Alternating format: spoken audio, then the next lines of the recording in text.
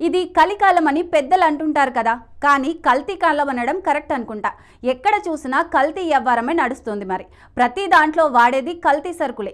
ఏది కొనాలన్నా భయం, ఏది తినాలన్నా ఒకటికి 100 సార్లు ఆలోచించాల్సిన పరిస్థితులు వచ్చాయి. తాజాగా సికింద్రాబాద్ బేగంపేట్లోని అన్నానగర్లో పలు చికెన్ సెంటర్లపై ఫుడ్ సేఫ్టీ టాస్క్ ఫోర్స్ అధికారులు జాయింట్గా దాడులు నిర్వహించారు. ఈ దాడులలో మతిపోయే నిజాలు బయటపడ్డాయి. చికెన్ సెంటర్ల నిర్వాహకులు ఏకంగా 5 క్వింటాళ్ల కుళ్ళిన చికెన్ను స్టోర్ చేసి అమ్ముతున్నట్లు అధికారులు గుర్తించారు. పూర్తిగా కుళ్ళిపోయి పాడైపోయిన చికెన్ను తక్కువ ధరకు అమ్ముతూ లాభాలు సంపాదిస్తున్నారని వెల్లడించారు.